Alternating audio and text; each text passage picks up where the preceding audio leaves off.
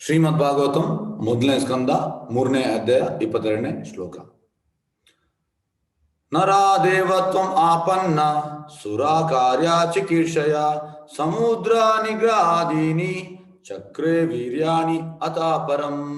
ಅನುವಾದ: ತನ್ನ 18ನೇ ಅವತಾರದಲ್ಲಿ ಭಗವಂತನು ಶ್ರೀರಾಮನಾಗಿ ಕಾಣಿಸಿಕೊಂಡನು. ದೇವತೆಗಳಿಗೆ ಕೆಲವು ಪ್ರಿಯವಾದ ಕೆಲಸಗಳನ್ನು ಮಾಡುವುದಕ್ಕೋಸ್ಕರ ಅತಿ ಮಾನುಷ ಶಕ್ತಿಯನ್ನು ಪ್ರದರ್ಶಿಸಿ ಹಿಂದೂ ಮಹಾಸಾಗರವನ್ನು ನಿಯಂತ್ರಿಸಿದನು ಮತ್ತು ಆ ಸಮುದ್ರದ ಇನ್ನೊಂದು ಪಕ್ಕದಲ್ಲಿ ಜೀವಿಸಿದ ಅಸುರ ರಾಜನಾದ ರಾವಣನ ಸಂಹಾರ ಮಾಡಿದನು. ಭಾವಾರ್ಥ ಸ್ವಾಮಿ ಶ್ರೀಲ ಪ್ರಭುಪಾದ ಕಿ ಜೈ. ಎಸ್, ಅದೇ ಕೃಷ್ಣನ ಲೀಲೆ ಅದ್ಭುತ. ಕೃಷ್ಣ ಬೇರೆಲ್ಲ, ರಾಮ ಬೇರೆಲ್ಲ. ಹಾಗಾಗಿ ನಾವು ಇದನ್ನು ತಿಳಿಲಿಕ್ಕೆ ಟ್ರೈ ಮಾಡುವ, ತಿಳಿಲಿಕ್ಕೆ ಆಗ್ತದಂತ ನಾವು ಭಾವಿಸೋದು ಬೇಡ. ಏಕೆಂದರೆ ರಾಮ ಆ ಕಲ್ಲನ್ನು ನೀರಲ್ಲಿ ಫ್ಲೋಟ್ ಆಗುವ ಅಂದರೆ ತೇಲುವಾಗಿ ಮಾಡಿದ. ಇದು ನಮ್ಮಿಂದ ಸಾಧ್ಯ ಇಲ್ಲ, ಅದು ದೇವತಾ ಪರಮಪುರುಷನಿಗೆ ಮಾತ್ರ ಸಾಧ್ಯ. ಪ್ರಭುಪಾದ ಹೇಳ್ತಾರೆ, ಈ ಸೈಂಟಿಸ್ಟ್ನವರು, ಸೋಕಾಲ್ಡ್ ಸೈಂಟಿಸ್ಟ್, ಅವರ ಬೇಸ್ 500 ವರ್ಷ ಹಿಂದೆ. ಸೈಂಟಿಸ್ಟ್ನವ್ರದನ್ನು ಕೇಳಿ, ನಿಮ್ಮದು ಈ ಸೈನ್ಸ್ ಸ್ಟಾರ್ಟ್ ಆದ 500 ವರ್ಷ ಹಿಂದೆ, ಡಾರ್ವಿನ್ಸ್ ಥಿಯರಿ ಹಾಗೆಲ್ಲ ಹೇಳ್ತಾರೆ. ಆದರೆ ಈ ವೇದಿಕ್ ಸೈನ್ಸ್, ಪ್ರಭುಪಾದ ಹೇಳ್ತಾರೆ, ಇದು ಸನಾತನ ಶತಕೋಟಿ ವರ್ಷದ ಹಿಂದೆ, ಅದಕ್ಕೆ ಸಾಲಿಡ್ ಬೇಸ್ ಉಂಟು, ಇಲ್ಲಿಗೆ ಬೇಸ್ ಇಲ್ಲ. ಹಾಗಾಗಿ ಅವ್ರು ಹೇಳ್ತಾರೆ, ನಮಗೆ ಆ ನೀರಲ್ಲಿ ಫ್ಲೋಟ್ ಮಾಡ್ಲಿಕ್ಕೆ ಆಗುದಿಲ್ಲ, ಲಾ ಆಫ್ ಗ್ರಾವಿಟಿ ಸೂಟ್ ಆಗುದಿಲ್ಲ. ಅದೇ ಪ್ರಭುಪಾದ ಹೇಳ್ತಾರೆ, nothing is impossible for Krishna. ರಾಮನಿಗೆ ಎಂತ ಅಂದ್ರೆ, ಇಂಥದ್ದು ಅನ್ಲಿಮಿಟೆಡ್ ಬ್ರಹ್ಮಾಂಡವನ್ನು ಫ್ಲೋಟ್ ಮಾಡುವಾಗ ಮಾಡಬಹುದು. ಅದು ಇದು ಜಸ್ಟ್ ಒಂದು ಇನ್ಸ್ಟೆನ್ಸ್, ಅಂದ್ರೆ ನಮಗೆ ಗೊತ್ತಾಗ್ಲಿ ಅಂತ. ಜನರಿಗೆ ಗೊತ್ತುಂಟು ಈ ಗಾಡ್ ಈಸ್ ಗ್ರೇಟ್. ಹೆಚ್ಚಾಗಿ ಈ ಚರ್ಚಲ್ಲೆಲ್ಲ ಬರೀತಾರೆ ಗಾಡ್ ಈಸ್ ಗ್ರೇಟ್. ಆದರೆ ಅದು ಗಾಡ್ ಎಷ್ಟು ಗ್ರೇಟ್ ಅಂತ ಗೊತ್ತಿಲ್ಲ, ಜೀಸಸ್ ಎಷ್ಟು ಗ್ರೇಟ್ ಅಂತ ಗೊತ್ತಿಲ್ಲ. ಗಾಡ್ ಇಸ್ ಗ್ರೇಟ್, ಎಷ್ಟು ಗ್ರೇಟ್ ಅಂತ ನಮ್ಗೆ ಗೊತ್ತಾಗುತ್ತೆ. ಹಾಗಾಗಿ ತನ್ನ 18ನೇ ಅವತಾರದಲ್ಲಿ ಭಗವಂತನು ಶ್ರೀರಾಮನ ಕಾಣಿಸಿಕೊಂಡನು. ದೇವತೆಗಳಿಗೆ ಕೆಲವು ಪ್ರಿಯವಾದ ಕೆಲಸವನ್ನು ಮಾಡೋದಕ್ಕೋಸ್ಕರ ಅತಿ ಮಾನುಷ ಶಕ್ತಿಯನ್ನು ಪ್ರದರ್ಶಿಸಿದ. ಅಂದ್ರೆ ನೋಡಿ, ಕೃಷ್ಣ ಗೋವರ್ಧನ ಬೆಟ್ಟವನ್ನು ಎತ್ತಿದ, ರಾಮ ಕಲ್ಲನ್ನು ಫ್ಲೋಟ್ ಮಾಡುವಾಗ ಮಾಡಿದ. ಎಂತಂದ್ರೆ ಸ್ಟಾರ್ಟಿಂಗ್ ರಾಮ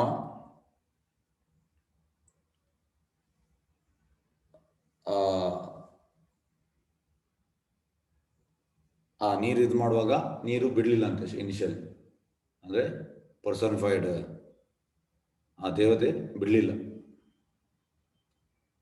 ರಾಮ ಎಂತ ಮಾಡಿದ, ಸಿಟ್ಟಲ್ಲಿ ನೋಡಿದಂತೆ ಕಣ್ಣಲ್ಲಿ, ಆಗ ಫುಲ್ ಶೇಕ್ ಆಯ್ತಂತೆ. ಈ ಫುಲ್ ಸಮುದ್ರವೇ ಶೇಕ್ ಆಯ್ತು. ಆಗ ಶೇಕ್ ಆದಾಗ ಹಿಂದೂ ಮಹಾಸಾಗರ ಪೂರ್ತಿ ಅಂದ್ರೆ ಪೂರ್ತಿ ಶೇಕ್ ಆಯ್ತು. ಆಗ ಮತ್ತೆ ಅವಳು ಅಡ್ಡ ಬಿದ್ದು ರಾಮನ ಕಣ್ಣಲ್ಲಿ ಕೆಂಪಾಯ್ತಂತೆ. ಜಸ್ಟ್ ಗ್ಲಾನ್ಸ್ ನೋಡಿ ದೇವರಿಗೆ. ಅದೇ ನಮ್ಮ ಸಿಟ್ಟು ನೋಡಿ, ದೇವರ ಸಿಟ್ಟು ನೋಡಿ. ದೇವರ ಸಿಟ್ಟು ಕೂಡ ಅದ್ಭುತ, ನಮ್ಮ ಸಿಟ್ಟು ಅದ್ಭುತ ಅಲ್ಲ. ಜಸ್ಟ್ ಹೀಗೆ ಕಣ್ಣನೀಗೆ ನೋಡಿದಂತೆ, ಕೆಂಪು ಮಾಡಿ ಜಸ್ಟ್ ಹೀಗೆ ಅವಳು ನೋಡಿದ. ಅವಳು ಪೂರ್ತಿ ಅಂದ್ರೆ ಅವಳ ಸಮುದ್ರ ಪೂರ್ತಿ ಇದಾಯ್ತು, ಶೇಕ್ ಆಯ್ತು. ಮತ್ತೆ ನಾನು ಇನ್ನ ಎಂತ ಸೇವೆ ಮಾಡ್ಬೇಕು, ಮತ್ತೆ ಬಂದು ಅದಕ್ಕೆ ಹೇಳುದು. ಪ್ರಭುಪಾದ ಹೇಳ್ತಾರೆ, ಯಾರು ದಾರಿಯಲ್ಲಿ ಇರುವುದಿಲ್ಲ ಅವರನ್ನು ಮತ್ತೆ ಕೃಷ್ಣನಿಗೆ ದಾರಿಯಲ್ಲಿ ತರಲಿಕ್ಕೆ ಗೊತ್ತುಂಟು. ಆದ್ರೆ ಎಂತ ಆಗ್ತದೆ ಅಂದ್ರೆ ಅದು ಪ್ರಯೋಜನ ಇಲ್ಲ. ಕೃಷ್ಣ ಎಂತ ಹೇಳುದು, ನಾನು ಮೃತ್ಯುವಾಗಿ ಬರ್ತೇನೆ. ಯಾರು ನಂಬುದಿಲ್ಲ ಕೃಷ್ಣನಿಗೆ, ಈಗಲೇ ನಂಬಿದ್ರೆ ಒಳ್ಳೇದಂತ. ನಮ್ಮದಿದ್ರೆ ನಾನು ಮೃತ್ಯುವಾಗಿ ಬರ್ತೇನೆ, ಐ ಆಮ್ ಕಾಲ. ಆಗ ಅದು ಟೂ ಲೇಟ್ ಆಗ್ತದೆ. ಅವರಿಗೆ ಏನ್ ಮಾಡ್ಲಿಕ್ಕೆ ಆಗುವ, ಸಾವು ಅವರಿಗೆ ಅನುಭವಿಸ್ಬೇಕು. ಮತ್ತೆ ನೆಕ್ಸ್ಟ್ ಲೈಫ್ ಅವರ ಕರ್ಮಾನುಸಾರ ಬೇರೆ ಇದಕ್ಕೆ ಹೋಗ್ಬೇಕು. ಹಾಗಾಗಿ ಇಲ್ಲಿ ನಾವು ತಿಳಿಬೇಕಾದ್ರೆ ಅಂತಂದ್ರೆ, ಕೃಷ್ಣನಿಗೆ ಎಲ್ಲವೂ ಸಾಧ್ಯ, ರಾಮ ಕೃಷ್ಣನಿಗೆ ಎಲ್ಲವೂ ಸಾಧ್ಯ. ಇಲ್ಲಿ ರಾಮ ಎಂತ ಮಾಡಿದ, ಆ ಕಲ್ಲನ್ನು ಫ್ಲೋಟ್ ಮಾಡುವಾಗ ಮಾಡಿದ. ಹಿಂದೂ ಮಹಾಸಾಗರವನ್ನು ನಿಯಂತ್ರಿಸಿದನು ಮತ್ತು ಆ ಸಮುದ್ರ ಇನ್ನೊಂದು ಪಕ್ಕದಲ್ಲಿ ಜೀವಿಸಿದ ಅಸುರ ರಾಜನಾದ ರಾವಣನ ಸಂಹಾರ ಮಾಡಿದ. ನೋಡಿ, ಹೆಚ್ಚಿನವರು ಹೇಳುವಂಥದ್ದು, ರಾವಣ ಸೀತೆಯನ್ನು ಅಪಹರಿಸಿದ. ಪ್ರಭುಪಾದ ಹೇಳ್ತಾರೆ, ಸೀತೆಯನ್ನು ಮುಟ್ಲಿಕ್ಕೆ ಚಾನ್ಸ್ ಇಲ್ಲ ಅಂತೆ, ರಾಮನಿಗೆ ಮಾತ್ರ ಚಾನ್ಸ್ ಇರುವುದು. ಚಾನ್ಸೇ ಇಲ್ಲ. ಇಮಿಡಿಯೇಟ್ ಯಾವಾಗ ನೋಡಿದ ಈ ಕಾಡಿನಲ್ಲಿ, ನೋಡುವಾಗಲೇ ಇಮಿಡಿಯೇಟ್ ಅಲ್ಲಿ ಎಂತ ಆಯ್ತು ಅಂದ್ರೆ, ಇಮಿಡಿಯೇಟ್ ಆ ಮಾಯ ಸೀತೆ ಬಂದು ನಿಜವಾದ ಸೀತೆ ಹೋಯ್ತಾನೆ. ಯಾಕೆಂದ್ರೆ ಮತ್ತೆ ಸೀತೆ ವಾಪಸ್ ಬರುವಾಗ ಈ ಯಜ್ಞದಲ್ಲಿ ಎಂತ ಆಯ್ತಂದ್ರೆ ಈ ಸೀತೆ ಒಳಗೆ ಹೋಗಿ ನಿಜವಾದ ಸೀತೆ ಮತ್ತೆ ಬಂದಂತ. ಹಾಗಾಗಿ ಸೀತೆಯನ್ನು ಟಚ್ ಮಾಡ್ಲಿಕ್ಕೆ ಆಗುದಿಲ್ಲ, ಅದು ಮಾಯಾ ಸೀತೆ.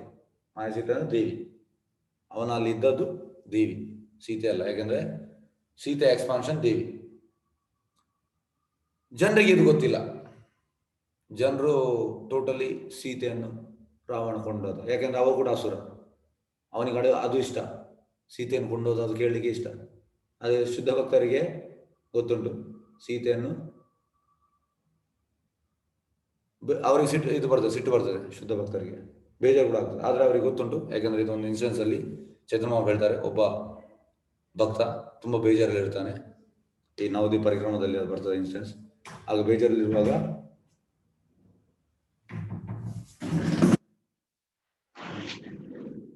ತುಂಬಾ ಬೇಜಾರಲ್ಲಿರುವಾಗ ಚಂದ್ರಮಾವ ಕೇಳ್ತಾರೆ, ಯಾಕೆ ಬೇಜಾರಲ್ಲಿದ್ಯಾ? ಅಲ್ಲ, ಈ ರಾವಣ ಸೀತೆಯನ್ನು ಅಪಹರಿಸಿದ, ನನ್ನ ಯಜಮಾನ ರಾಮನನ್ನ ಯಜಮಾನ, ಸೀತೆ ನನ್ನ ತಾಯಿ, ಬೇಜಾರಲ್ಲಿದ್ದ. ಆಗ ಚಂದ್ರಮಾವ ಹೇಳ್ತಾರೆ, ನೀನು ಬೇಜಾರು ಮಾಡಬೇಡ, ಅದು ಅವು ಅಪಹರಿಸಿದು ಮಾಯಾ ಸೀತೆ, ನಿಜವಾದ ಸೀತೆ ಅವನು ಟಚ್ ಮಾಡ್ಲಿಕ್ಕೆ ಆಗುದಿಲ್ಲ. ಅದೇ ರೀತಿ ನಾವು ಕೂಡ ಅದನ್ನು ತಿಳಿಬೇಕು. ಆದ್ರೆ ಈ ಭೌತಿಕ ಲೋಕದ ಜನರಿಗೆ ಇದು ಗೊತ್ತಿಲ್ಲ, ಮತ್ತೆ ಅವರಿಗೆ ಅರ್ಥ ಕೂಡ ಆಗುದಿಲ್ಲ. ಅವರಿಗೆ ಮಾಯಾ ಸೀತೆ ಅಂತ, ಮಹಾಮಾಯ ಅಂತ, ಯೋಗಮಾಯ ಇದೆಲ್ಲ ಅರ್ಥ ಆಗುದಿಲ್ಲ. ಅರ್ಥ ಆಗಬೇಕಿದ್ರೆ ನಾವು ಕೃಷ್ಣರಾಜ ತಗೊಳ್ಬೇಕು, ಮತ್ತೆ ನಮ್ಗೆ ಅರ್ಥ ಆಗ್ತದೆ. ಎಸ್, ಈಗ ದೇವೋತ್ತಮ ಭಾವಾರ್ಥ, ದೇವೋತ್ತಮ ಪುರುಷನಾದ ಶ್ರೀರಾಮನು ಮಾನವ ರೂಪದಲ್ಲಿ ಭೂಮಿಯ ಮೇಲೆ ಅವತರಿಸಿದನು. ದೇವತೆಗಳಿಗೆ ಅಂದರೆ ವಿಶ್ವದ ನೀತಿಯನ್ನು ಪರಿಪಾಲಿಸುವ ನಿರ್ವಹಣೆ ವ್ಯಕ್ತಿಗಳಿಗೆ ಸಂತೋಷದಾಯಕವಾದ ಕೆಲವು ಕಾರ್ಯಗಳನ್ನು ಮಾಡಬೇಕೆ ಎಂಬುದು ರಾಮ ಅವತಾರದ ಉದ್ದೇಶವಾಗಿತ್ತು. ಅಂದ್ರೆ ಮರ್ಯಾದ ಪುರುಷೋತ್ತಮ ಅವನಿಗೆ ಕೆಲವೆಲ್ಲ ಎಂತ ಹೇಳುದು, ಯದ್ ಆಚರಿಶ್ರೇಷ ತತ್ತತ್ ಏವತರು ಜನ ಸಯತ್ ಪರಮಾಣಂ ಕುರುತೆ ಲೋಕಸತ್ ಅನ್ವರ್ತದೆ. ಅಂದ್ರೆ ಎಕ್ಸಾಂಪಲ್ ಆಗಿ ಕೊಡ್ಬೇಕಿತ್ತು, ಹೇಗೆ ಒಬ್ಬ ಗಂಡ ಹೇಗೆ ಇರ್ಬೇಕು, ಹೆಂಡತಿ ಅಂದ್ರೆ ಆ ಒಂದು ಎಂತ ಹೇಳುದು ರಾಜನಾಗಿ ಹೇಗಿರ್ಬೇಕು, ಮತ್ತೆ ಮಗನಾಗಿ ಹೇಗಿರ್ಬೇಕು, ಗಂಡನಾಗಿ ಹೇಗಿರ್ಬೇಕು, ಇದೆಲ್ಲ ತೋರಿಸ್ಲಿಕ್ಕೆ ರಾಮ ಬಂದದ್ದು. ಎಲ್ಲ ಬರ್ಬೇಕು. ರಾಮನ ಲೈಫಲ್ಲಿ ನೋಡಿ ಯಾವುದು ಇಂಪರ್ಫೆಕ್ಟ್ ಇಲ್ಲ. ಈಗ ನೋಡಿ, ಈಗ ನಿಮ್ಗೆ ನಾಳೆ ಅನೌನ್ಸ್ ಆಗ್ತದೆ ನೀವು ಪ್ರೈಮ್ ಮಿನಿಸ್ಟರ್ ಆಗ್ತೀರ ಅಂತ, ಭಾರತದ ಎಲ್ಲ ತಯಾರಾಗ್ತದೆ. ಇವತ್ತು ರಾತ್ರಿ ನಿಮ್ಗೆ ಬಂದು ಹೇಳ್ತಾರೆ ನೀನು ಪ್ರೈಮ್ ಮಿನಿಸ್ಟರ್ ಆಗೋದು ಬೇಡ ಅಂತ. ನಿಮ್ಗೆ ಎಂತ ಆಗ್ಬೋದು, ನೀವು ಹೋಗಿ ಇಮಿಡಿಯೇಟ್ ಸುಸೈಡ್ ಮಾಡ್ಬೋದು. ಅಂದ್ರೆ ಅಷ್ಟು ಖುಷಿಯಲ್ಲಿ ನಮ್ಗೆ ಮದ ಇರ್ತದೆ, ನಾನು ನಾಳೆ ಪ್ರೈಮ್ ಮಿನಿಸ್ಟರ್. ಅದೇ ಅದು ಆಗೋ ಮುಂಚೆ ಕೂಡ ನಮ್ಗೆ ಅದೇ ಇರ್ತದೆ, ನಾನು ಪ್ರೈಮ್ ಮಿನಿಸ್ಟರ್. ನೆಕ್ಸ್ಟ್ ದಿವಸ ನಿಮ್ಗೆ ಹೇಳಿದ್ರೆ ಎಲ್ಲ ನಿಮ್ದು ಅನೌನ್ಸ್ ಆಗ್ತದೆ, ಎಲ್ಲ ಟಿವಿಯಲ್ಲಿ ಆಗ್ತದೆ, ಎಲ್ಲ ಪಬ್ಲಿಷ್ ಆಗ್ತದೆ.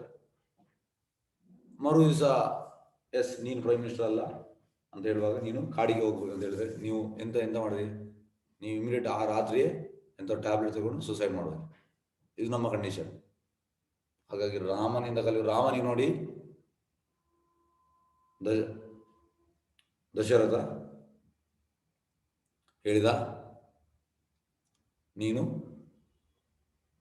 ರಾಜನಾಗ್ಲಿಕ್ಕೆ ಇಲ್ಲ, ಭರತ ಆಗ್ಲಿಕ್ಕೆ ಅಂತ. ಇಮಿಡಿಯೇಟ್ ಏನು ಟೆನ್ಷನ್ ಇಲ್ಲದೆ ಇಮಿಡಿಯೇಟ್ ಹೋದ. ಯಾಕೆಂದ್ರೆ ಇದು ಎಕ್ಸಾಂಪಲ್. ವೈರಾಗ್ಯ ಅಂದ್ರೆ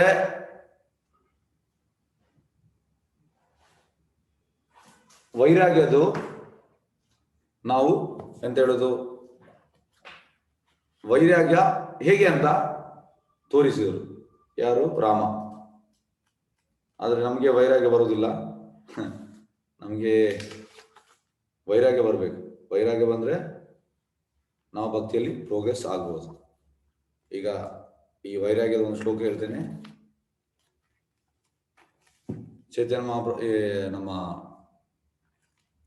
ಸರ್ವಭೌಮ ಭಟ್ಟಾಚಾರ್ಯ ಮಾಯಾವಾದಿ ಅಂದ್ರೆ ಅದ್ವೈತವಾದಿ. ಈ ಶಂಕರಾಚಾರ್ಯ ಇದರಲ್ಲಿ ಉನ್ನತ ಮಟ್ಟದ ಸ್ಕಾಲರ್ ಆಗಿದ್ರು. ಆದ್ರೆ ಚೈತನ್ಯ ಭೇಟಿ ಆದ ಕೂಡಲೇ ಎಂತಾಯ್ತು, ಅಡ್ಡ ಬಿದ್ದು ಅಂದ್ರೆ ಫಸ್ಟ್ಗೆ ಅವ್ರು ಎಕ್ಸ್ಪ್ಲೇನ್ ಮಾಡಿದ್ರು, ಅದಕ್ಕೆ 3 ಪಟ್ಟು ಜಾಸ್ತಿ ಚೈತನ್ಯ ಹೇಳಿದ್ರು. ಮತ್ತೆ ಅವರ ಫಾಲ್ಟ್ ಅನ್ನು ಹೇಳಿದ್ರು. ಅಷ್ಟೊಂದು ಅವರ ಫಾಲ್ಟ್ ಯಾರು ಹೇಳಿಲ್ಲ. ಅವ್ರಿಗೆ ಗೊತ್ತಾಯ್ತು ಸಾಕ್ಷಾತ್ ಕೃಷ್ಣ ಅಂತ. ಮತ್ತೆ ಅವರು ಅಡ್ಡ ಬೀಳ್ತು.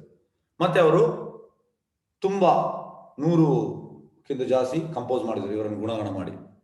ಆದರೆ ಅದು ಮಾಡಿ ಅವರಿಗೆ ಕೊಟ್ಟು ಚೈತನ್ಯ ಅದನ್ನು ಅರ್ಧರು. ಅಂದರೆ ಚೈತನ್ಯ ಅವರನ್ನು ಗುಣಗಾನ ಮಾಡೋದು ಅವರಿಗೆ ಇಷ್ಟ ಇಲ್ಲ. ಆದರೆ ಅದರಲ್ಲಿ ಕೆಲವು 3-4 ಇತ್ತು. ಅದು ಸ್ವರೂಪ್ ದಾಮೋದರ್ ಅವರ ಡೈರಿಯಲ್ಲಿ ಉಂಟು. ಹಾಗೆ ಅದರಲ್ಲಿ ಒಂದು ಹೇಳ್ತೇನೆ. ವೈರಾಗ್ಯ ವಿದ್ಯಾ ನಿಜ ಭಕ್ತಿ ಯೋಗ ಶಿಕ್ಷಾರ್ಥಂ ಏಕಾ ಪುರುಷ ಪುರಾಣ ಶ್ರೀಕೃಷ್ಣ ಚೈತನ್ಯ ಶರೀರಧಾರಿ ಕೃಪಾಂಬುಧಿರ್ಯಸ್ಯ ತಂ ಅಹಂ ಪ್ರಪದ್ಯೆ. ಅಂದ್ರೆ ಇಲ್ಲಿ ಸರ್ವಮಠಾಚಾರ್ಯ ಆ ಮಾಯಾವಾದಿ ಉನ್ನತ ಸನ್ಯಾಸಿ, ಮತ್ತೆ ಏಜ್ ಅಲ್ಲಿ ಕೂಡ ತುಂಬಾ ದೊಡ್ಡವರು. ಸ್ಟಾರ್ಟಿಂಗ್ ಹೇಳಿದ್ರು, ನೀವು ಸಣ್ಣ ಪ್ರಾಯದಲ್ಲಿ ಯಾಕೆ ಸನ್ಯಾಸ ತಗೊಳ್ಳೋಣ ಅಂತ. ಸರ್ವಮಠಾಚಾರ್ಯ ಅವರಿಗೆ, ಚೈತನ್ಯ ಮಹಾಪ್ರಭುಗೆ ಅವರಿಗೆ 24 ವರ್ಷ.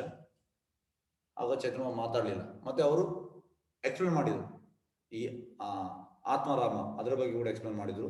ಮತ್ತೆ ಈ ಭರತ ಭವಾನಿ ಇದರ ಬಗ್ಗೆ ಕೂಡ ತುಂಬಾ ಎಕ್ಸ್ಪ್ಲೇನ್ ಮಾಡಿದ್ರು. ಅದಕ್ಕೆ ಬೇರೆ ಬೇರೆ ಸಂಸ್ಕೃತದಲ್ಲಿ ನಿಮಗೆ ತುಂಬಾ ಅರ್ಥ ಕೊಡ್ಬೋದು. 20 ಬೇರೆ ಬೇರೆ ರೀತಿಯಲ್ಲಿ ಅರ್ಥ ಕೊಟ್ಟು ಎಕ್ಸ್ಪ್ಲೇನ್ ಮಾಡಿದ್ರು. ಚೈತನ್ಯ ಕೇಳಿದ್ದು ತುಂಬಾ ದಿವಸ ಹೀಗೆ ಕೇಳಿದ್ರು ಅಂತ ಮಾತಾಡಲಿಲ್ಲ. ಇದಕ್ಕೆ ಹೇಳುವಂತ ನೋಡಿ, ನಾವು ಬಾಯಿ ತೆಗೆದ್ರೆ ಗೊತ್ತಾಗ್ತದೆ ನಾವು ಎಂತ ಅಂತ. ಚೈತನ್ಯ ಮಾತಾಡಲಿಲ್ಲ. ಇವರೆಂತ ಎಣಿಸೋದಂದ್ರೆ ಇವರಿಗೇನು ಗೊತ್ತಿಲ್ಲ ಅಂತ ಸರ್ವಮಠಾಚಾರ್ಯ. ಮತ್ತೆ ಮಾತಾಡ್ಲಿಕ್ಕೆ ಅವ್ರು ಹೇಳಿದ್ರು, ನೀವು ಇದರ ಬಗ್ಗೆ ಎಕ್ಸ್ಪ್ಲೇನ್ ಮಾಡಿ ಅಂತ. ಮತ್ತೆ ಚೈತನ್ಯ ಎಕ್ಸ್ಪ್ಲೇನ್ ಮಾಡಿದ್ರು. ಚೈತನ್ಯ ಅವರು ಅದಕ್ಕೆ 64 ಎಕ್ಸ್ಪ್ಲೇಷನ್ ಕೊಟ್ರು. ಆಗ ಸರ್ವಮಠಾಚಾರ್ಯ ಅಲ್ಲಿಯೇ ಅಂದ್ರೆ ಇಮಿಡಿಯೇಟ್ ಅವರಿಗೆ ಸಾಷ್ಟಾಂಗ ನಮಸ್ಕಾರ ಮಾಡಿದ್ರು. ಅಂದ್ರೆ ಈ ರೀತಿ ಇಷ್ಟು ಕೊಡ್ಲಿಕ್ಕೆ ಯಾರು, ಮತ್ತೆ ಅವರ ಫಾಲ್ಟ್ ಅನ್ನು ಫೈಂಡ್ ಔಟ್ ಮಾಡಿದ್ರು. ಹಾಗಾಗಿ ಇಲ್ಲಿ ಸರ್ವಮಠಾಚಾರ್ಯ ಹೇಳುವಂತದ್ದು, ಚೈತನ್ಯ ಮಹಾಪ್ರಭು ವೈರಾಗ್ಯದ ಮೂರ್ತಿ. ಯಾಕಂದ್ರೆ 24 ವರ್ಷದಲ್ಲಿ ಯಾರಾದ್ರೂ ಈ ಮದ್ವೆ ಆದ ಕೂಡಲೇ ಯಾರಾದ್ರೂ ಬಿಟ್ಟು ಹೋಗ್ತಾರ, ಸನ್ಯಾಸ ತಗೊಳ್ತಾರ? ಇಲ್ಲ. ಪ್ರಭುಪಾದ ಹೇಳ್ತಾರೆ ನೋಡಿ, ಇದನ್ನು ನಾವು ಅನುಕರಣೆ ನಾವು ಚೈತನ್ಯ ಮಹಾಪ್ರಭು ಮಾಡಿದಾರಂತ ನಾವು ಕೂಡ ಹೆಂಡತಿಯನ್ನು ಬಿಟ್ಟು ಹೋಗ್ಲಿಕ್ಕಿಲ್ಲ, ನಾವು ಅನುಕರಣೆ ಮಾಡ್ಲಿಕ್ಕಿಲ್ಲ. ಅವರು ಸಾಕ್ಷಾತ್ ಕೃಷ್ಣ, ಹಾಗಾಗಿ ಅದನ್ನು ನಾವು ಮಾಡ್ಲಿಕ್ಕಿಲ್ಲ.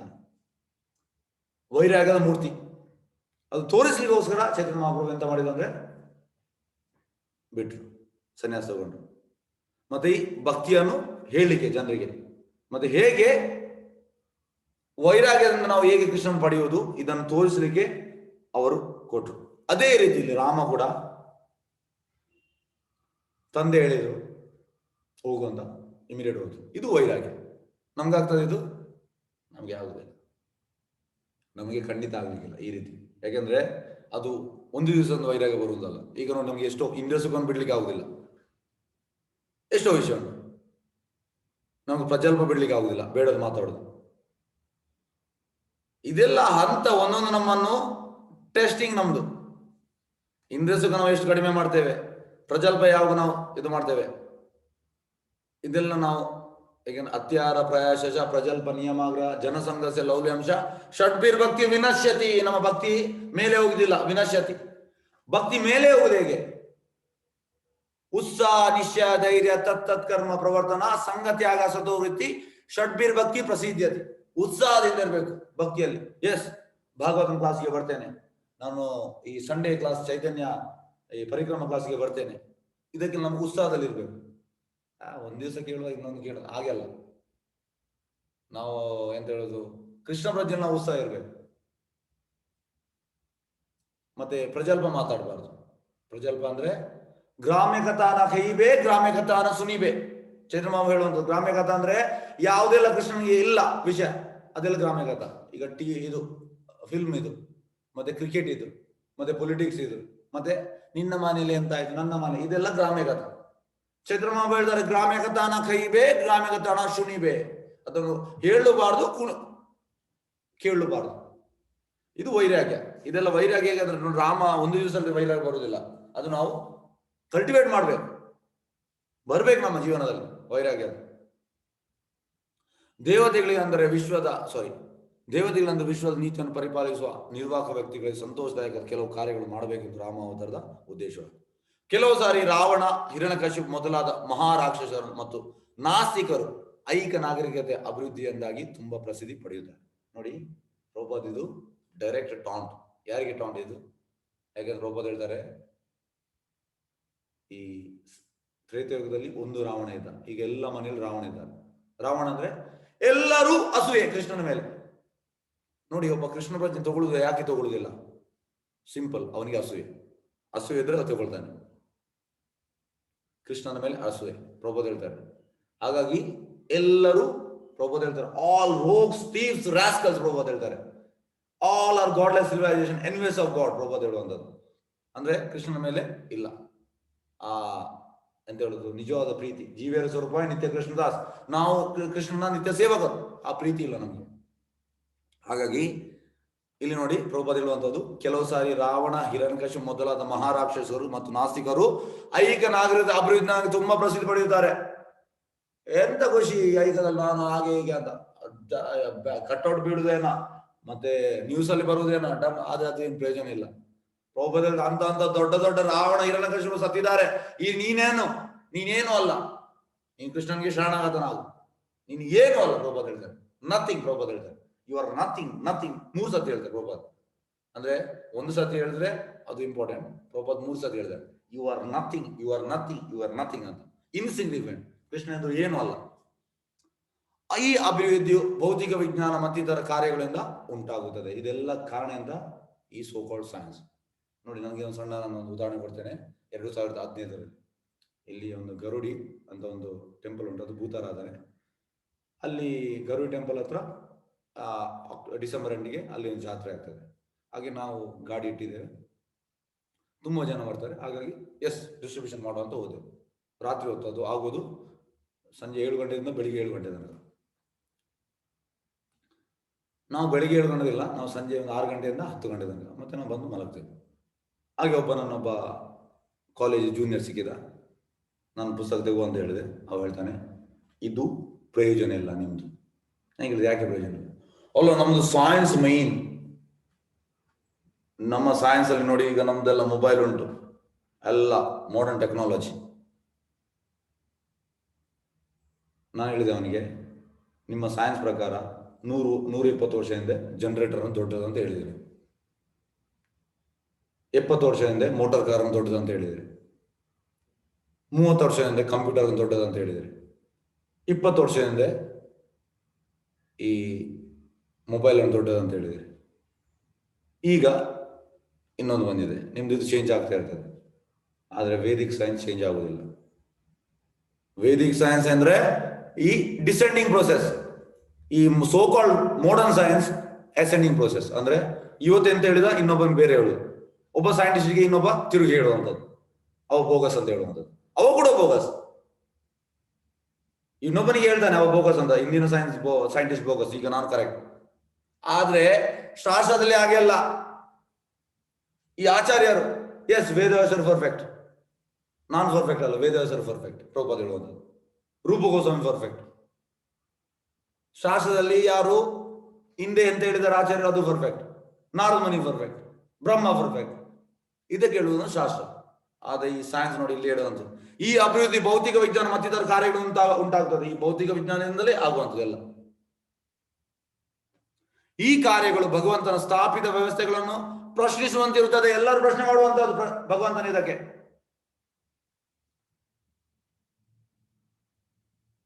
ಉದಾಹರಣೆ, ಒಂದು ಲೋಕದಿಂದ ಮತ್ತೊಂದು ಲೋಕಕ್ಕೆ ಭೌತಿಕ ಉಪಕರಣಗಳ ಸಹಾಯದಿಂದ ಹಾರುವುದು ನಿಯತಿಯ ವ್ಯವಸ್ಥೆಯನ್ನು ಪ್ರಶ್ನಿಸಿದಂತೆ ಆಗುತ್ತದೆ.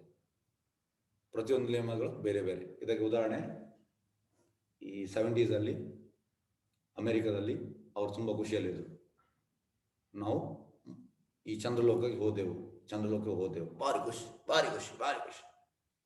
ಆಗ ಪ್ರಭುಪಾದ್ ತುಂಬಾ ದೇವಸ್ಥಾನ ಮಾಡಿದ್ರು, ಫೇಮಸ್ ಪ್ರಾಮಿನೆಂಟ್ ಫಿಗರ್ ಆಗಿದ್ರು ಅಮೆರಿಕದಲ್ಲಿ. ಹಾಗಾಗಿ ಈ ಜರ್ನಲಿಸ್ಟ್ ಪ್ರಭುಪಾದ್ ಹತ್ರ ಬಂದ್ರು. ಸ್ವಾಮೀಜಿ, ನೀವೆಂತ ಹೇಳ್ತೀರಿ? ನಾವು ಚಂದ್ರಲೋಕಕ್ಕೆ ಹೋಗಿ ಬಂದಿದ್ದೇವೆ, ಇದು ನಮ್ಮ ದೊಡ್ಡ ಅಚೀವ್ಮೆಂಟ್. ಪ್ರಭುಪಾದ್ ಹೇಳ್ತಾರೆ, ನಾನು ಸತ್ಯ ಹೇಳ್ಬೇಕಾ ಅಲ್ಲ ನಿನ್ನನ್ನು ಖುಷಿ ಮಾಡ್ಲಿಕ್ಕೆ ಹೇಳ್ಬೇಕಾ? ಸತ್ಯ ಹೇಳಿ. ಪ್ರಭುಪಾದ್ ಹೇಳ್ತಾರೆ, ಇದು ವೇಸ್ಟ್ ಆಫ್ ಟೈಮ್, ಮತ್ತೆ ಹಣ ವೇಸ್ಟ್, ಎಲ್ಲ waste of money, waste of time ಅಂತ ಹೇಳ್ತಾರೆ. ಮತ್ತೆ ಅವ್ರು ಹೇಳ್ತಾರೆ, ಯಾಕೆ ನೀವು ಹೀಗೆ ಯಾಕೆ ಹೇಳ್ತಿದ್ದೀರಿ? ನಮ್ಗೆ ಕ್ಯೂರಿಯಾಸಿಟಿ, ಚಂದ್ರಲೋಕದಲ್ಲಿ ಎಂತ ಇರ್ಬೇಕು ಅಂತ ನಮ್ಗೆ ಕ್ಯೂರಿಯಾಸಿಟಿ ಉಂಟು. ಪ್ರಭುಪಾದ್ ಹೇಳ್ತಾರೆ, ಇದು ಚೈಲ್ಡಿಶ್ ಕ್ಯೂರಿಯಾಸಿಟಿ. ಅಂದ್ರೆ ಮಕ್ಕಳಿಗೆ ಕೂಡ ಒಂದು ಆಟ ಸಾಮಾನು ಆಡಿದ ಮೇಲೆ ಇನ್ನೊಂದು ಬೇಕು. ಪ್ರಭುಪಾದ್ ಹೇಳ್ತಾರೆ, ನೀವು ಚಂದ್ರಲೋಕಕ್ಕೆ ಹೋಗ್ಲಿಲ್ಲ, ಚಂದ್ರಲೋಕಕ್ಕೆ ಹೋಗ್ಬೇಕಿದ್ರೆ ಅಂತ ದೇಹ ಬೇಕು. ಈ ಶಾಸ್ತ್ರದಲ್ಲಿ ಉಂಟು. ನಾನೊಂದು ಪುಸ್ತಕ ಬರ್ತಿದ್ದೇನೆ, easy journey to other planet. ಆ ಪುಸ್ತಕದಲ್ಲಿ ನೋಡಿ, ಸೂರ್ಯ ಲೋಕ ಹೋಗ್ಬೇಕಿದ್ರೆ ಸೂರ್ಯ ಅಂತ ದೇಹ ಬೇಕು. ಕೃಷ್ಣ ಅಂತ ದೇಹ ಕೊಟ್ರೆ ಹೋಗ್ಲಿಕ್ಕೆ ಆಗ್ತದೆ, ತುಂಬಾ ಹೀಟ್. ಚಂದ್ರಲೋಕ ತುಂಬಾ ಕೂಲ್. ಇಲ್ಲಿ ನಿಮ್ಗೆ ಆ ಸ್ನೋಫಾಲ್ ಅಲ್ಲಿ ಇರ್ಲಿಕ್ಕೆ ಆಗುದಿಲ್ಲ, ನಿಮ್ಗೆ ಅಲ್ಲಿ ಚಂದ್ರಲೋಕದಲ್ಲಿ ಇರ್ಲಿಕ್ಕೆ ಆಗ್ತದಾ? ಇಲ್ಲ, ನಿಮ್ಗೆ ಆಗುದಿಲ್ಲ. ಇದು ಬೋಗಸ್. ಮತ್ತೆ ಪ್ರಭುಪಾದ ಇಮಿಡಿಯೇಟ್ ಅವರು ಶಿಷ್ಯರಿಗೆ ಹೇಳ್ತಾರೆ ಪ್ರಭುಪಾದ ಇವರು ಇದನ್ನು ಯಾಕೆ ಮಾಡಿದ್ರು? ಪ್ರಭುಪಾದ ಹೇಳ್ತಾರೆ ಅದು ಅವರು ಟ್ಯಾಕ್ಸ್ ಕಲೆಕ್ಟ್ ಮಾಡ್ಲಿಕ್ಕೋಸ್ಕರ ಮಾಡಿದ ಇದು ಸ್ಕೀಮ್. ಅವ್ರು ಹೋಗ್ಲಿಲ್ಲ, ಅವರು ರಾವ್ಕೇತಿಗೆ ಹೋಗಿರ್ಬೋದು. ರಾವ್ಕೇತಿಂದ ಅಲ್ಲಿ ಒಂದು ಸ್ಟೋನ್ ತಂದಿದ್ದಾರೆ, ಸುಮ್ಮನೆ ವೇಸ್ಟ್. ಇಲ್ಲಿ ಎಷ್ಟೋ ಸ್ಟೋನ್ ಉಂಟು. ಮತ್ತೆ ಪ್ರಭುಪಾದ ಹೇಳ್ತಾರೆ ಶಿಷ್ಯರಿಗೆ, ಅವರ ಸ್ಕೀಮ್ ಅವ್ರು ನೋಡಿ 15 ದಿವಸ ಬಿಟ್ಟು ಟ್ಯಾಕ್ಸ್ ಕಲೆಕ್ಟ್ ಮಾಡ್ತಾರೆ. ಸೇಮ್ ಗೌರ್ಮೆಂಟ್ 15 ದಿವಸ ಬಿಟ್ಟು ಟ್ಯಾಕ್ಸ್ ಕಲೆಕ್ಟ್ ಮಾಡಿದ್ರು. ಶುದ್ಧ ಭಕ್ತಿ ಎಲ್ಲವೂ ಕಾಣ್ತದೆ. ಎಲ್ಲ ಭಕ್ತರಿಗೆ ಶಾಕ್ ಆಯ್ತು, ಪ್ರಭುಪಾದಿಗೆ ಹೇಗೆ ಗೊತ್ತಾಯ್ತು ಅಂದ್ರೆ ಪ್ರಭುಪಾದಿಗೆ ಇದೆಲ್ಲ ಗೊತ್ತುಂಟು ಜನರು ಅಂದ್ರೆ. ಮತ್ತೆ ನಾವೆಂತಂದ್ರೆ ಇದರಿಂದ ಹೋಗುವಂತದ್ದು.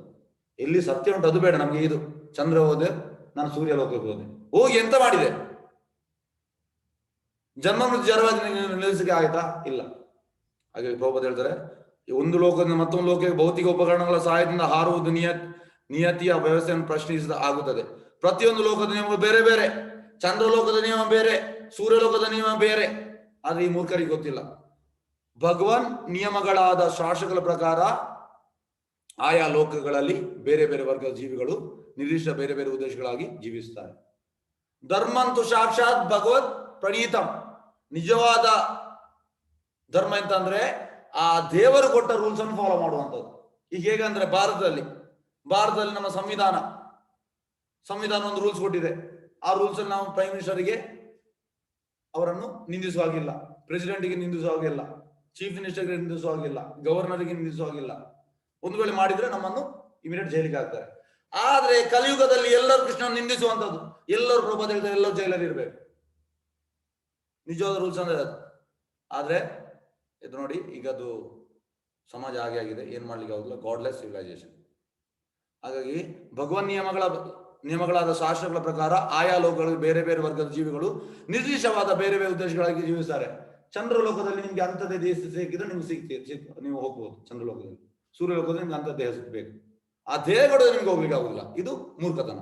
ನಾನು ಹೋಗಿದ್ದೇನೆ ಅಂತ ಅದು ಪ್ರಭಾವ ಹೇಳ್ತಾರೆ ಮೂರ್ಖತನ. ಐಕ ಅಭಿವೃದ್ಧಿಯ ಕ್ಷುಲ್ಲಕ ಯಶಸ್ಸುಗಳಿಂದ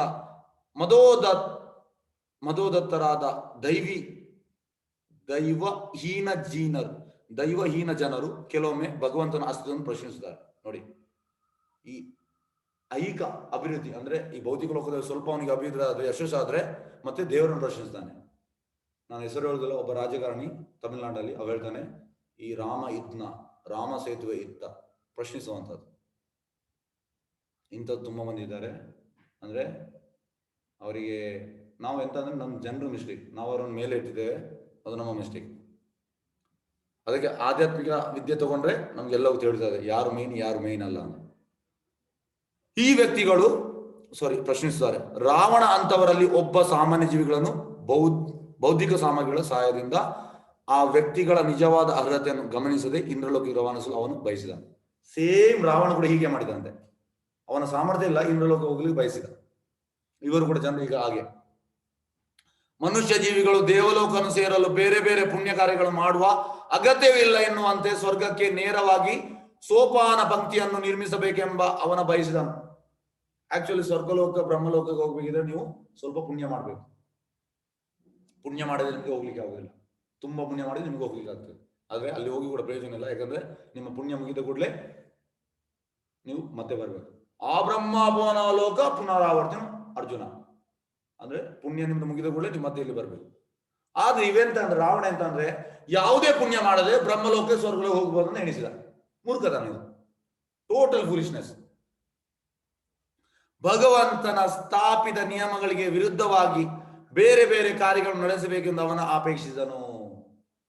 ಟೋಟಲ್ ದೇವರ ನಿಯಮವನ್ನು ಬ್ರೇಕ್ ಮಾಡುವ ಅವನ ಇಚ್ಛೆ. ಪ್ರಭುಪಾದ ಇದು ಈಗ ಕಲಿಯುಗದಲ್ಲಿ ಎಲ್ಲರದ್ದು ಇದೇ ಇಚ್ಛೆ. ಅದಕ್ಕೆ ಹೇಳುವಂಥದ್ದು ಎಲ್ಲರೂ ರಾವಣರು. ದೇವೋತ್ತಮ ಪರಮಪುರುಷನಾದ ಶ್ರೀರಾಮನ ಪತ್ನಿ ಸೀತೆಯನ್ನು ಅಪಹರಿಸುವ ಮೂಲಕ ರಾವಣನು ಶ್ರೀರಾಮನ ಅಧಿಕಾರವನ್ನು ಪ್ರಶ್ನಿಸಿದನು. ನೋಡಿ, ಈಗ ಕೂಡ ಅದೇ ಜನರೆಲ್ಲ ಮಾಡುವಂಥದ್ದು. ಟೋಟಲ್ ಆ ಹೀನ ಕೆಲಸ, ರಾವಣನಿಂದ ಕಡೆಯ ಕೆಲಸ ಮಾಡ್ತಾರೆ ಜನರು. ದೇವತೆಗಳ ಪ್ರಾರ್ಥನೆ ಮತ್ತು ಇಚ್ಛೆಯನ್ನು ಮನ್ನಿಸಿ ಶ್ರೀರಾಮನು ಅವತರಿಸಿದೆ ರಾವಣ ಸಂಹಾರಕ್ಕಾಗಿ. ಬಂದದೇ ಅದಕ್ಕೆ, ರಾವಣ ಸಂಹಾರಕ್ಕಾಗಿ. ಆದ ಕಾರಣ ಅವನು ರಾವಣನ ಸವಾಲನ್ನು ಸ್ವೀಕರಿಸಿದನು. ಆದ ಕಾರಣ ರಾವಣ ಹೇಳಿದ, ನಾನು ರೆಡಿ ಇದ್ದೇನೆ ನಿನ್ನ ಯುದ್ಧ ಮಾಡಲಿಕ್ಕೆ. ರಾವಣನ ವಿರುದ್ಧ ಶ್ರೀರಾಮನು ನಡೆಸಿದ ಕಾರ್ಯಚಟುವಟಿಕೆಯೇ ರಾಮಾಯಣದ ವಸ್ತು. ಆದ್ರೆ ನಿಮಗೊಂದು ವಿಷಯ ಹೇಳ್ತೇನೆ, ತುಂಬಾ ಬೇಜಾರಾಗ್ತದೆ ಹೇಳಲಿಕ್ಕೆ. ಅಂದ್ರೆ ಈ ನಿರಾಕರವಾದಿ ಮಾಯವಾದಿಗಳು, ಅದು ಫೇಮಸ್ ಸಂಸ್ಥೆ, ನಾನು ಅದರ ಹೆಸರು ಹೇಳುವುದಿಲ್ಲ.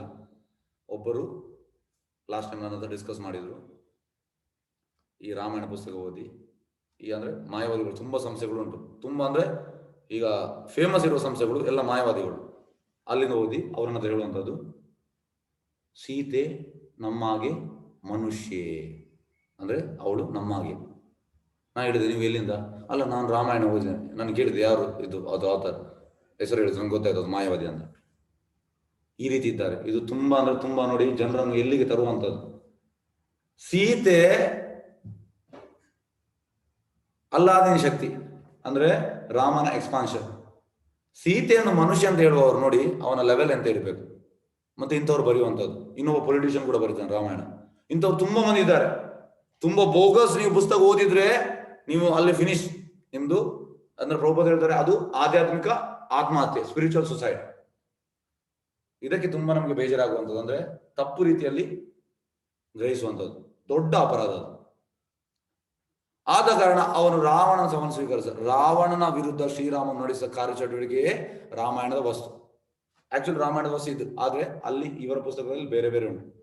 ಪ್ರಭು ಶ್ರೀರಾಮಚಂದ್ರನು ದೇವೋತ್ತಮ ಪುರುಷನಾದುದರಿಂದ ಐಕ್ಯ ಪ್ರಗತಿಯ ಸಾಧಿಸಿದ ರಾವಣನು ಸೇರಿದಂತೆ ಬೇರೆ ಯಾವ ಮನುಷ್ಯ ಜೀವಿಯು ಪ್ರದರ್ಶಿಸಲಾಗದ ಅತಿ ಮಾನುಷ ಕಾರ್ಯಗಳನ್ನು ತೋರಿದ. ಅಂದ್ರೆ ಆ ನೀರಲ್ಲಿ ಕಲ್ಲು ಫ್ಲೋಟ್ ಆಗುವುದನ್ನು ಬೇರೆ ಯಾರಿಗೂ ಚಾನ್ಸ್ ಇಲ್ಲ ಅದು, ಯಾಕೆಂದ್ರೆ ರಾಮ ದೇವೋತ್ತಮ ಪರಮಪುರುಷ. ಹಿಂದೂ ಮಹಾಸಾಗರದ ಮೇಲೆ ಶ್ರೀರಾಮಚಂದ್ರನು ಬಂಡೆಗಳನ್ನು ಇರಿಸಿ ರಾಜಮಾರ್ಗವನ್ನು ನಿರ್ಮಾಣ ಮಾಡಿದನು. ನೋಡಿ, ರಾಜಮಾರ್ಗ ನಮ್ಗೆ ಆಗ್ತದೆ, ಇದು ನಮ್ಗೆ ಆಗ್ಬೇಕಿಲ್ಲ. ಆ ಬಂಡೆಗಳು ನೀರಿನಲ್ಲಿ ಮುಳುಗಲಿಲ್ಲ, ತೇಳಿದವು. ಆದಿರ್ನ ವಿಜ್ಞಾನಿಗಳು ಭಾರಹೀನತೆಯ ಬಗ್ಗೆ ಪ್ರಯೋಗಗಳನ್ನು ನಡೆಸಿದ್ದಾರೆ. ಲಾ ಆಫ್ ಗ್ರಾವಿಟಿ, ಅವ್ರು ಹೇಳ್ತಾರೆ, ನಮ್ಮ ಲಾ ಆಫ್ ಗ್ರಾವಿಟಿಯಲ್ಲಿ ಇದು ಸೂಟ್ ಆಗುದಿಲ್ಲ. ಯಾಕೆ ಸೂಟ್ ಆಗುದಿಲ್ಲ? ಯಾಕೆಂದ್ರೆ ನೀನು ಏನೂ ಅಲ್ಲ, ನೀನು ಇನ್ಸಿಗ್ನಿಫಿಕೆಂಟ್ ಪ್ರಭುದ, ನೀನು ನಥಿಂಗ್. ಅದಕ್ಕೆ ದೇವೋತ್ತಮ ಪರಮೇಶ್ವರ ರಾಮ ಅವನ ಎಲ್ಲವೂ ಚಾನ್ಸ್, ಎಲ್ಲವೂ ಆಗ್ತದೆ. ಆದಿರ್ನ ಭಾರಹೀನತೆ ಬಗ್ಗೆ ಪ್ರಯೋಗಗಳನ್ನು ನಡೆಸಿದ್ದಾರೆ. ಆದರೆ ಭಾರಹೀನತೆಯನ್ನು ಎಲ್ಲೆಂದರಲ್ಲಿ ಸಾಧಿಸುವುದು ಅವರಿಗೆ ಸಾಧ್ಯವಿಲ್ಲ, ಇದು. ಕಾರಣ ಭಾರಹೀನತೆಯು ಭಗವಂತನ ಸೃಷ್ಟಿ, ಇದೆಲ್ಲವೂ ಭಗವಂತನ ಸೃಷ್ಟಿ. ಭಾರಹೀನತೆ ಕೂಡ ಅದನ್ನು ಬಳಸಿ ಅವನ ಮಹಾಲೋಕಗಳನ್ನು ಗಾಳಿಯಲ್ಲಿ ಹಾರುತ್ತಾ ತೇಲುವಂತೆ ನಿಯೋಜಿಸಿದ್ದಾನೆ. ಅವನು ಎಂತಂದ್ರೆ ಈ ಅಖಿಲಾಂಡ ಕೋಟಿ ಎಂತ ಹೇಳುದು, ಬ್ರಹ್ಮಾಂಡಗಳು ಅವ ಹಾಗೆ ಮಾಡಿದ್ದಾನೆ, ಫ್ಲೋಟ್ ಆಗುವಾಗ ಮಾಡಿದ್ದಾನೆ. ಅವನು ಈ ಭೂಲೋಕದಲ್ಲಿ ಕಲ್ಲುಗಳು ಭಾರಹೀನತವಾಗುವಂತೆ ಮಾಡಿ ಆಧಾರ ಸಂಭವವಿಲ್ಲದಂತೆ ಸಮುದ್ರ ಮೇಲೊಂದು ಕಲ್ಲಿನ ಸೇತುವನ್ನು ಕಟ್ಟಿದನು. ಇದೇ ಭಗವತ್ ಶಕ್ತಿಯ ದೃಷ್ಟಾಂತವಾಗಿದೆ. ವಾಂಛಾಕಲ್ಪತರುಭ್ಯಶ್ಚ ಕೃಪಾ ಸಿಂಧುಭ್ಯಶ್ಚ ಪತಿತನಾಂ ಪಾವನೇಭ್ಯೋ ವೈಷ್ಣವೇಭ್ಯೋ ನಮೋ ನಮಃ. ಅನಂತ ಕೋಟಿ ವೈಷ್ಣವಂದಿಗೆ ಜಯ. ನಾಮ ಶರೀರ. ಹರೇ ಕೃಷ್ಣ. ಯಾರಾದ್ರೂ ಪ್ರಶ್ನೆ